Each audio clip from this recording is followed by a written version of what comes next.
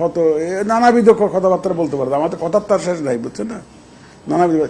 তো এখন আমরা এগুলো শুনতে শুনতে অবশ্য অভ্যস্ত হয়ে গেছি, আমাদের আর এগুলো বেশি আসর করে না, বুঝছেন না, চামড়া মোটা হয়ে গেছে আমাদের। হয় আমরা এই সেপ্টেম্বরের মধ্যে একটা শিডিউল দিতে পারবো আমি মনে করি। এখন এখানে ইলেকশন করাটা, ডেট ফিক্স করাটা এমন কতগুলো ফ্যাক্টরের উপর নির্ভর করে যেগুলো আমাদের নিয়ন্ত্রণে থাকে না অনেক সময়। এগুলাকে ওই ইকোনমিক্সে, আমরা যারা ইকোনমিক্সে পড়েছি তারা এক্সোজেনাস ভেরিয়েবল বলে, মানে আমার নিয়ন্ত্রণের বাইরে কিছু ইয়ে থাকে। যেমন ধরো ফ্লাড হয়েছে, এখন আমি কী করবো বলেন, এটা সমস্যা হয়ে যায়। তারপরে এখন দুর্গাপূজার জন্য তো আগে পরে অনেক দিন বন্ধ রাখতে হয়, ল এনফোর্সমেন্ট এজেন্সির লোকজনগুলো সব দুর্গাপূজা নিয়ে ব্যস্ত থাকে।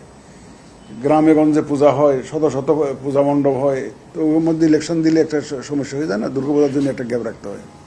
তারপরে আপনার এই যে পরীক্ষা এসে যায় আমাদের শীতকালে, আমরা ইলেকশন টাইমে দেখবেন যে জায়গায় সিজনটা ফেভারেবল, কিন্তু ওখানে পরীক্ষা দেবে, স্কুলের পরীক্ষা। এখন আমরা স্কুল বিল্ডিংগুলোকে ব্যবহার করি বুটের সেন্টার হিসেবে, আমরা স্কুলের টিচারগুলোকে নিয়োগ করি প্রিসাইডিং অফিসার হিসাবে, তাহলে ওনাদের পরীক্ষার একটা বিষয় থাকে। তো এখন এই পরীক্ষার বিষয়টি আমরা হয়তো সংশ্লিষ্ট মন্ত্রণালয়ের সাথে আলাপ করে একটু অ্যাডজাস্ট করার চেষ্টা করব ইনশাল্লাহ। তবে এটা নিশ্চিত যে আমাদের এই বছরের মধ্যে শুরু করতে হবে, কিছু আইনি বিষয় আছে এখানে, এই বছরের মধ্যে শুরু করতে হবে। এবং এই বছরের মধ্যে যদি শুরু করতে চাই, কারণ আমার যেহেতু পার্টিকুলারলি ওই যে ঠাকুরগাঁওয়ের জন্য আবার একটা বাই ইলেকশন আছে, ওটাও আমার 90 দিনের মধ্যে শেষ করতে হবে।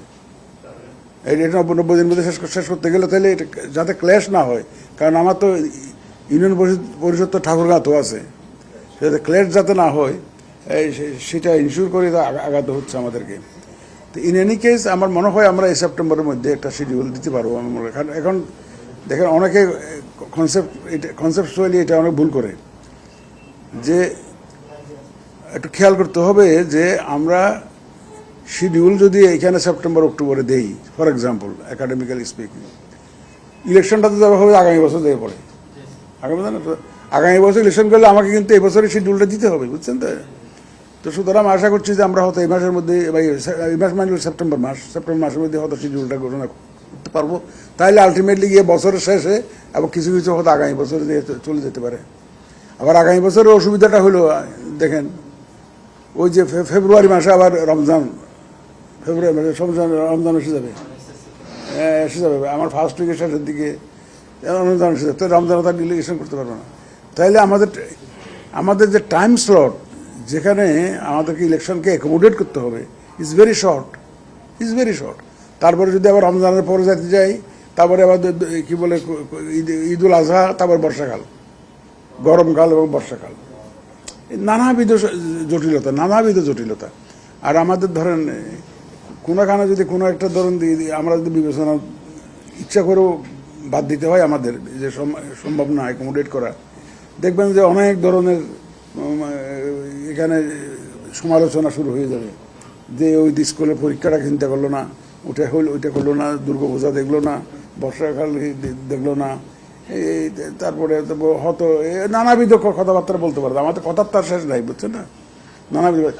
তো এখন আমরা এগুলো শুনতে অবশ্য অভ্যস্ত হয়ে গেছি, আমাদের আর এগুলো বেশি আসর করে না, বুঝছেন না, চামড়া মোটা হয়ে গেছে আমাদের।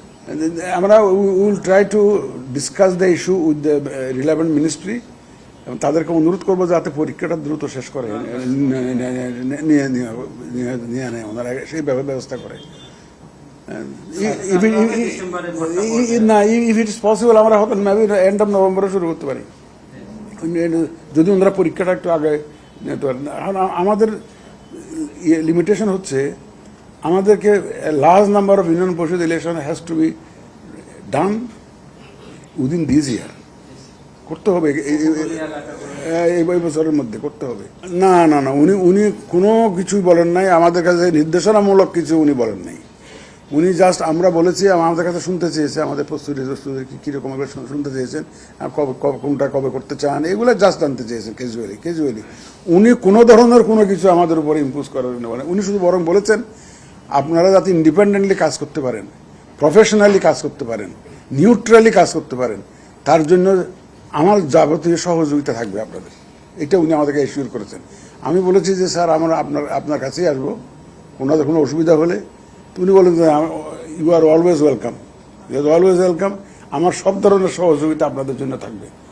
বলে যে আমিও তো আমার চেয়ার থেকে আমিও আমাকেও তো নিউট্রালি বিহেভ করতে হবে। উনি এটাই বলেছেন যে আমারও নিউট্রালি বিহেভ করতে হবে, সুতরাং আমি তো কোনো পক্ষপাতিত্ব করতে পারবো না। এটা উনি বলেছেন এবং সব সহযোগিতা করবেন বলেছেন আমাদের।